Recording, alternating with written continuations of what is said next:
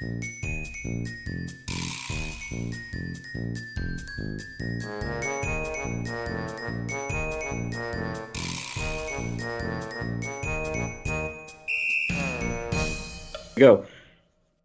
Hey, what's going on, everybody? Welcome back. Like I said, this is Marvin's Room Podcast. I got my good buddy Joe Fuller here, JoJo comedian. Yo, Yeah, how's it going, man? Good to see you. man, good to be here. Good to be here. How you doing? Yeah, glad to have you. I'm doing great. It actually snowed here in the city of Terre Haute, Indiana today, which kind of took Oh, me by surprise. I don't miss that. Yeah, I bet. Yeah, where you been at lately? Where you been doing some comedy? Because you're out in what, Texas, right? Dallas, Texas. Dallas, Texas. How's that going? Ah, beautiful, beautiful. It's 60 degrees here today. It's like want to be cold, want to be hot, back and forth, but I won't complain. I love it. Yeah, that's great, man. That's great. I totally wish we had that weather here. We should be getting ours like that here in a couple weeks, by the way it looks. But just to start off, yeah. If you guys want to follow Joe, where can people find you? We'll go ahead and get that part out of the way. Yeah. Y'all can follow me on Instagram at JoJo the Comedian, TikTok JoJo the Comedian. Now on Facebook, it has my government name, so it's Joseph Fuller. But on almost everything, you can find me on everything JoJo the Comedian. All right. Yeah, so I just want to get Joe on here just because we haven't talked in a little while. We used to be doing Yeah. comedy together in Terre Haute back in the day, the Verve and the good old Tolly's Bar and Grill as well a couple times. Yeah. Felt Right like off started. just yesterday we were doing what hashtag girl dad was the that was the I remember that I was thinking back on some of the olden days. Um, how does it feel doing comedy out in Texas versus Indiana? Are you finding any differences, or is it about kind of similar in terms of how people react, or what kind of comedians are out there? Out here in Texas, the scene is definitely different. It's different in the aspect of challenge. And I think that's something that I personally needed. Challenge is a big must and a big need and a sincere gratefulness for it out here. Comedians out here is nothing but a beautiful presence to be surrounded by. I was here surrounded by presence of great men. Somebody was calling me, and I don't know. It's a lot of good people mentoring me, just giving me good advice, putting me up on games, showing me how to work certain rooms, how to handle certain situations, how to deal with hecklers, things. I'm not gonna say Terre Haute would never have offered, but Hmm. it's a vast majority of opportunities out here, and I'm grateful for that. Yeah, I mean, it's definitely just the size. You're in a lot larger area. Terre Haute, yeah, we have our shows, we have our good venues, but to really get something like that, you got to go to your Bloomington and Indianapolis areas to kind of get that bigger because the scene here is just us.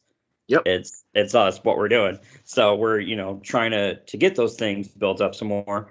Um, but at the same time, yeah, it definitely, I could see that being a different challenge, and it's great that you seem to be finding some success out there. I've been following you. Seem like you're doing pretty well. I saw you just did what was it, Rise Comedy Club in Denver? You were in Denver too recently. Yep. Denver, How was that? Colorado. Man, that was another beautiful scene. So Yeah. going out there, and one thing I think Texas really prepared me for is different rooms. Tallies and Terre Haute. You got Tallies, the Verb. I don't know if they opened anything else, but at the time it was just those two. Out here in Texas, you got so many different rooms. Hit Denver, Colorado. I'm like, I've seen this before. Oh yeah, I know how to do this. Went out there and rocked it. Great, Rocked man. it. People Great. looked at me like I was a $1 million man. I'm like, man, I've been here before. Yeah, and the whole thing is, I feel like this is definitely a profession where getting in front of new people as much as possible is definitely what you need to do in order to keep growing. Because I've had those instances, both sides of the equation, right? Sometimes you do jokes week after week in the same place, and you're like, man, it's just not hitting as well as it used to. And it's like there's nothing wrong with the joke or your delivery. It's just the people have heard it Yep. 50 million times, so they can basically. I got to the point where some of my friends that came to open mic every week could I noticed them lip syncing the joke as I was saying it because they knew like where it was going because they had heard it so many times. Right. And then getting thinking that a joke isn't landing, and then you do it in front of a new audience and it kills. It's such a I guess reinvigorating, so to speak, to try to get out there. So that's really good. I'm really glad that you're able to get out there and get in front of those new audiences. Yep. And another thing I just love about it is what's the word I'm looking for? Exposure of it. Mm-hmm. Just to learn. And I heard a buddy of mine down here in Texas, unlock new levels is the word I heard him use. I'm like, unlocking a new level within myself. Just hitting different rooms, different crowds, seeing different comments go. I'm like, wow, I can't wait till I unlock that. Hitting different spots, different zones, and just hearing feedback from the crowd. I was like, ooh, how am I gonna rock with that? How am I gonna move with that? How am I gonna unlock that next level? It feels like a game almost. Yeah, and have you found that crowds tend to react to anything any differently in terms of, because I know there are some jokes that like some of us have had where we'll do a joke here and it'll do well in Terre Haute but not in Bloomington, or it'll get crickets in Terre Haute and kill in Bloomington. Right. Have you noticed any differences in sort of what people tend to vibe with in terms of? Oh, that's all way around. That's any room. I could be like that here. Do a show in Dallas, do a show in Fort Worth that don't hit. That's any crowd. But yeah, I have some jokes like that. Even just certain crowds, and you can tell a crowd that doesn't come to laugh. Like they just come to basically judge and be like, what this motherfucker on? Like, And those are the ones that I feel like are the hardest but are the best craft builders. So I love when I get those and I'm like, okay, yeah, I can really work tonight. Y'all gonna push me. You gonna make me work for it. Okay, let's work. Yeah. Let's work. Yeah, and it's definitely that. It's the hard mode, It's definitely it's that hard work, but it's that higher reward as well because it feels a little more earned in a way. Yeah, I definitely like that. Well, it's really good to hear the kind of the things you've been doing. You've done a little bit of acting too. We've talked. Oh, yeah. Yeah, I don't know how much you can pull behind the curtain and talk about that. If you're under any like non-disclosure, we can cut this part out. But I was looking for the support court episode, and I haven't been able to find it. I think I got to scroll back a little bit further. I was going to do a reaction video to it. Are you able to talk on that or your experiences? Oh, yeah. I didn't know. Talk about everything. I'll never sign a non-DA. My whole life is my comedy, so I can never sign one. But yeah, man, everything from the smallest thing I've done to being in a music video, to support court, to divorce court, to a police shoot I did an informational video. Man, it is. I'll be trying to use big words to be messing myself up. It's really amazing the amount of people you meet in different rooms and the backgrounds that they come from. But acting is just, I don't know. I love it for so many reasons. Like you could wake up, get a role. Like, oh, I'm gonna be a cop today. Tomorrow, I'm gonna be a doctor. I'm gonna be, a policeman. I just love it because it's like a rush. It's like a thrill. It's like something new. And that's kind of what my life. That's how I operate. I need something new every day versus working a 9 to 5. Like, oh, this is killing me. But something new is like, I'm hyped. I'm pumped every single day. But man, acting, that's where it is. And I'm really, really working on unlocking voice acting. I believe I'm a crazy beast with the voice acting roles. I'm a little, I don't know, I'm a little shocked because I'm like, what if people don't like it? But I'm like, at the same time, I'm like, boy, I can't wait to just put it out there and see what I'm gonna get back. Yeah, and that's definitely the cool thing with the internet too, is like with acting, with voice acting, everybody can be, you got a whole demo reel and a portfolio like right there at your fingertips. You can put anything now with TikTok and Instagram and Twitter and YouTube and all the social medias, and it feels like it's easier than before, but at the same time that means now you have more competition. It's just like how after COVID, now everyone has a podcast. I mean, this is when I started mine, was during COVID. It originally was called Comedians in Quarantine, and then it became, this when quarantine ended.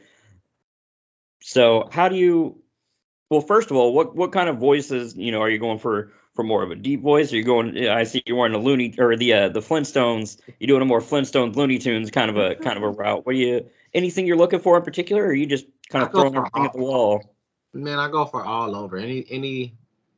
Uh anything I see posted up, I try it out because I'm like, you never know what's gonna be your thing to really put you on the map. So I put in for everything. I attempt everything. If Yeah. they don't like it, the worst they can say is no. If they love it, hey, we can start something beautiful here. I go for it all. I really do look out more for I don't know, I think high pitched voices is Hmm. kind of it. I can do some dark, but I feel more sufficient in the high pitch role. But I really look for them all because I'm like, man, what I call it my ADHD. When my ADHD get the flowing and get the moving, I can do anything with the high pitched voices. I love it. Yeah, it's one of those things.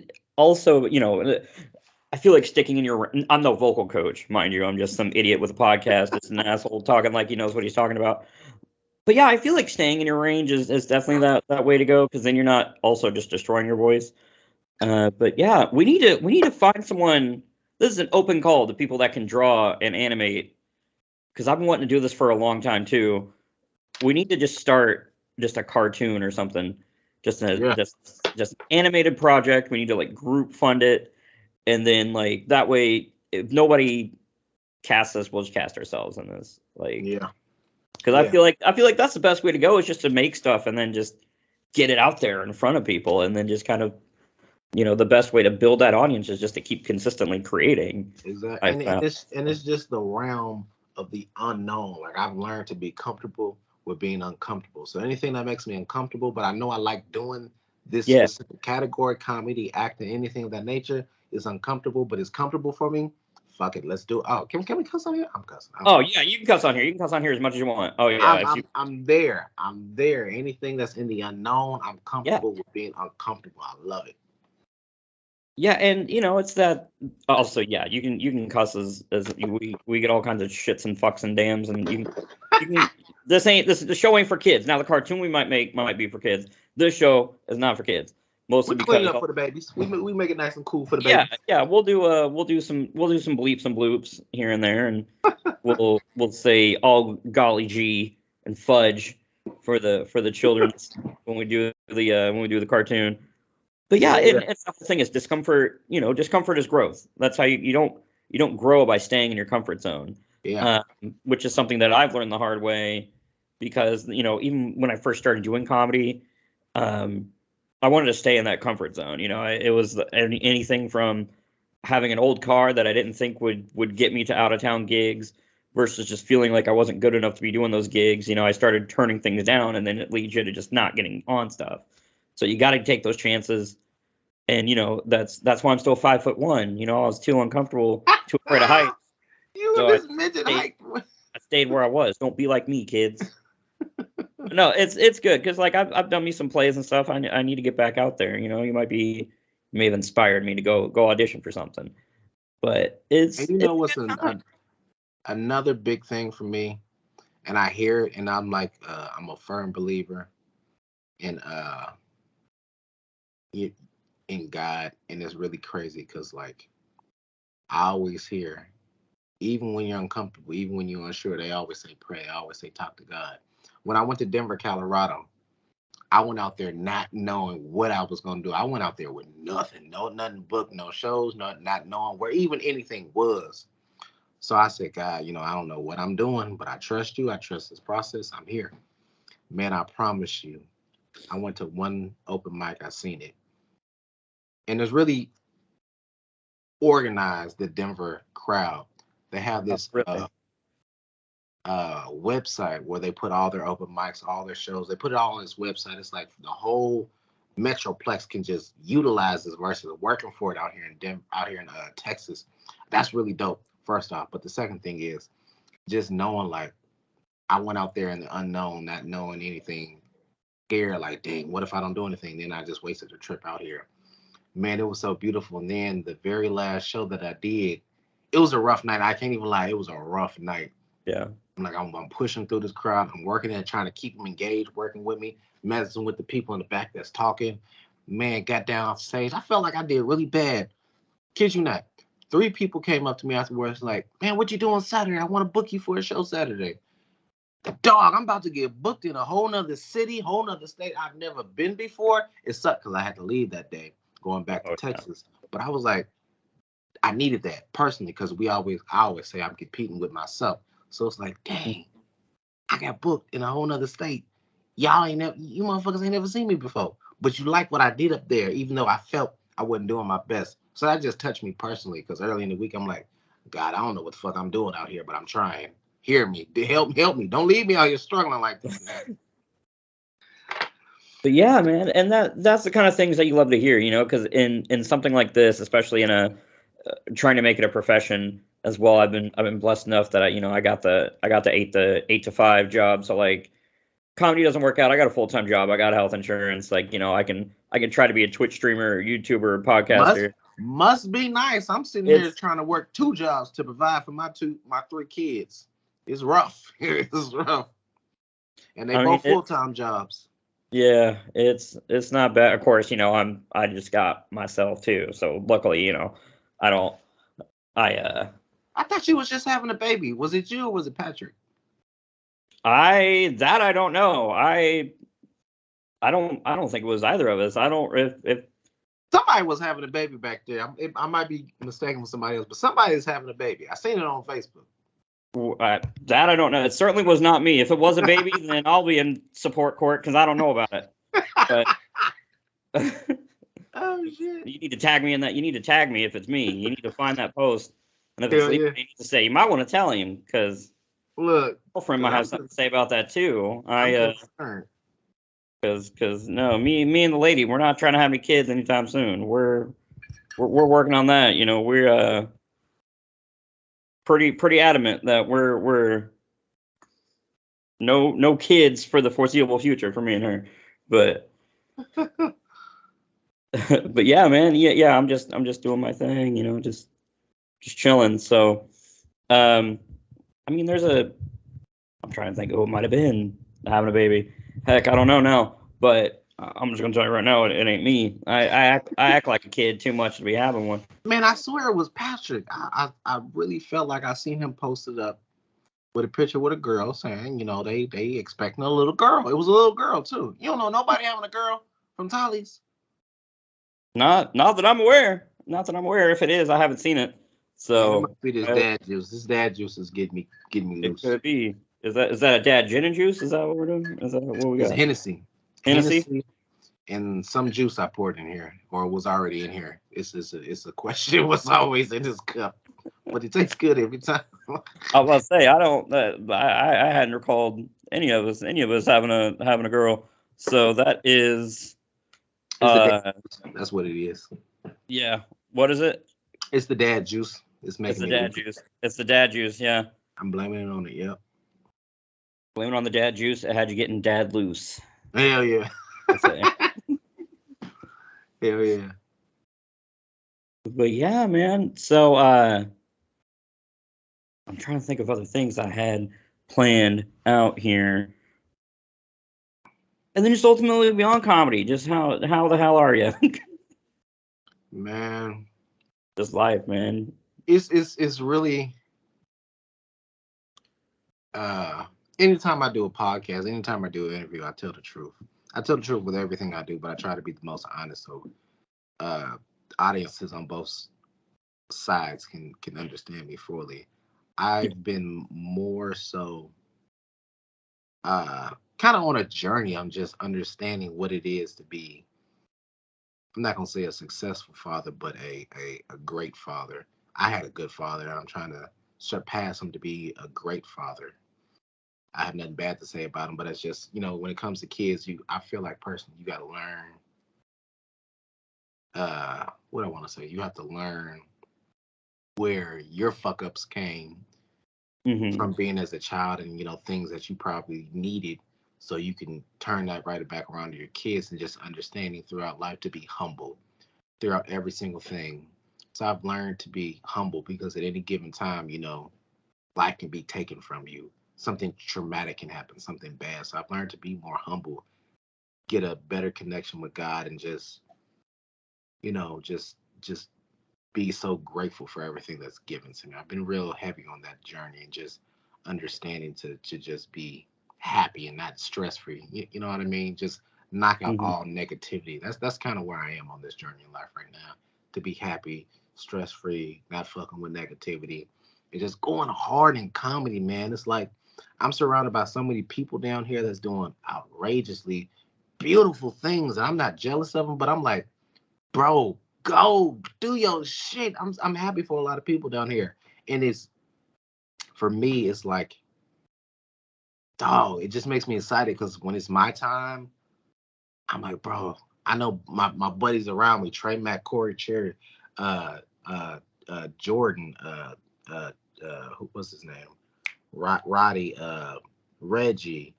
Everybody around me is doing such dope ass things. I'm like, bro, when is my time? Fuck, we gonna all go up together. And I know you doing good shit.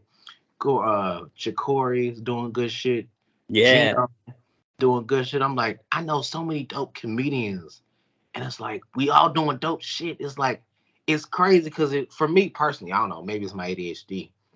It feels like looking back, like hypothetically, Richard Pryor, Red Fox, all of them in that era. It feels like that, like we coming up, we doing the groundwork. So when we blow up, boy, we gonna all blow up together. People gonna be like, how you know him? Well, how you motherfucker? We been fucking with each other since the early 20s. Oh Since yeah. 2010. The early 20s.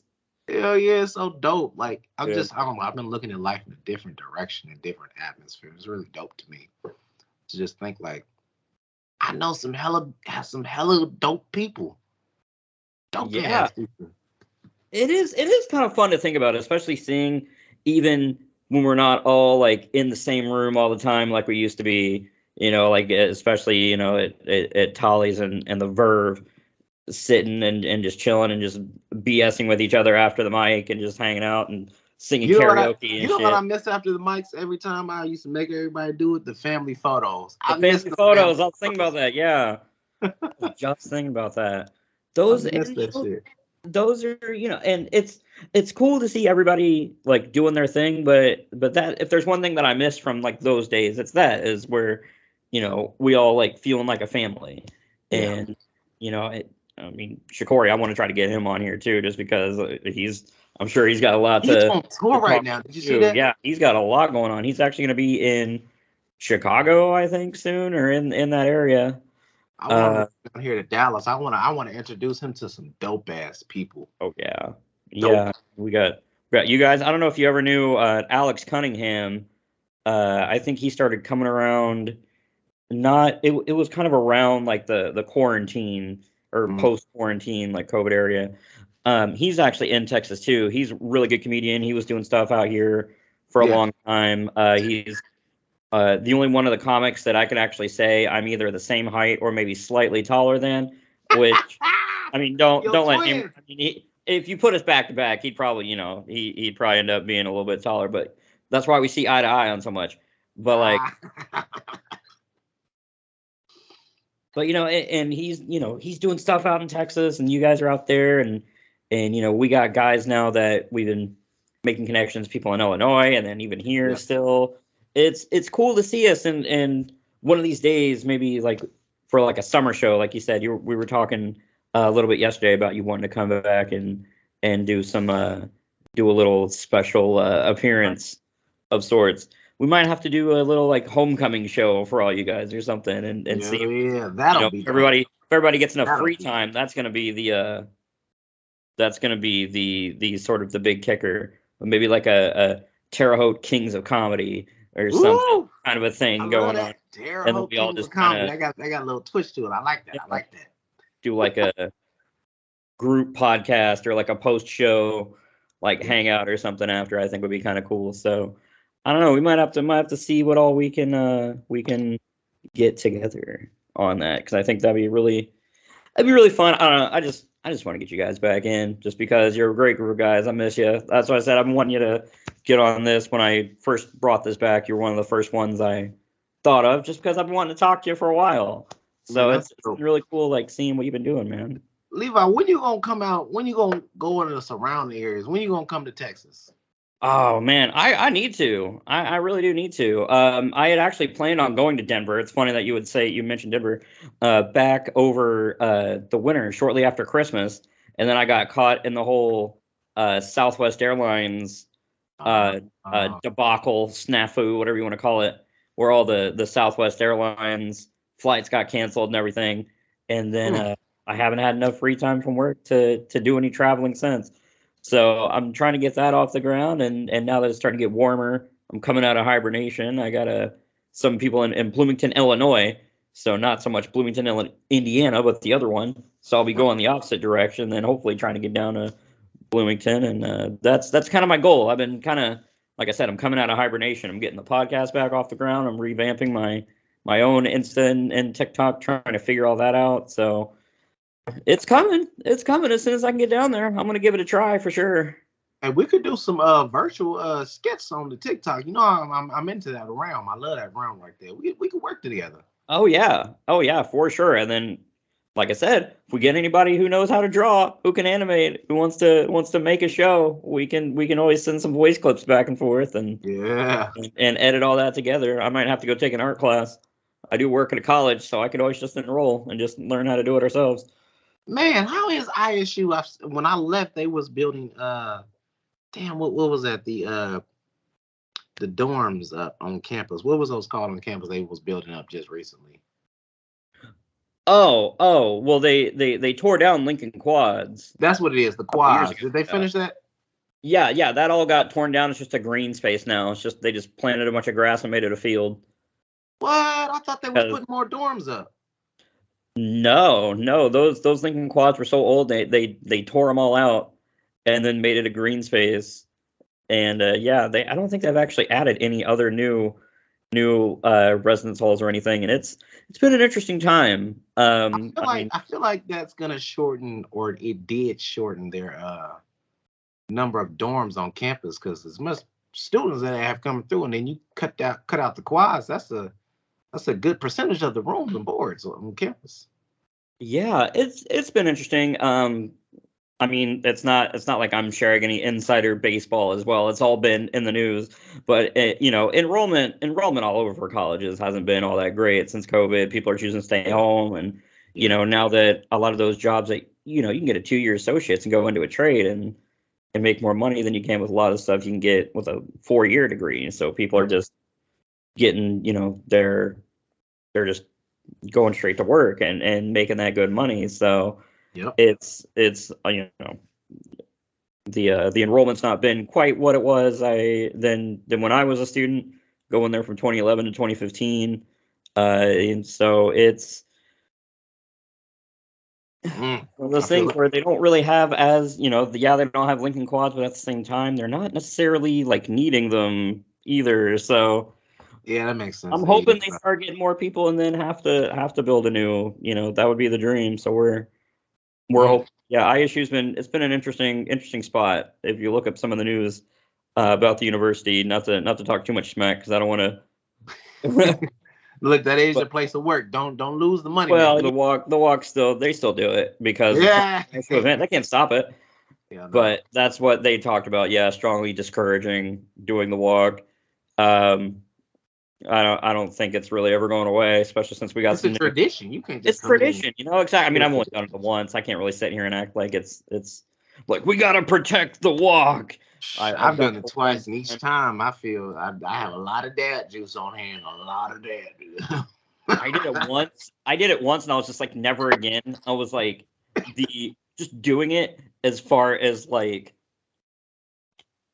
just the experience of it was fine, but like walking from 3rd Street all the way down to the stadium and getting up at 6 o'clock in the morning to do it, I was like, I don't want to get up at 6 o'clock in the morning to sit on my ass, let alone walk clear across town.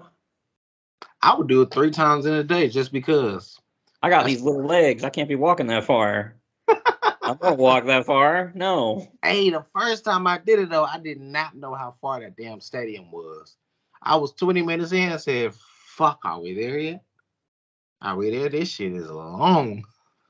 That's all it was. I mean, and then by the time we got there, like the tent city stuff was already over. And I was with a couple of friends and Evan Davis. I don't know if you remember him, comedian. He lives in the Indianapolis area, there was a restaurant called Fifi's that was there at the time, and Yeah. he worked there, and we ended up just going back to Fifi's, and his boss was like, well, we got all these hot dogs and beer left over. You guys can just have them.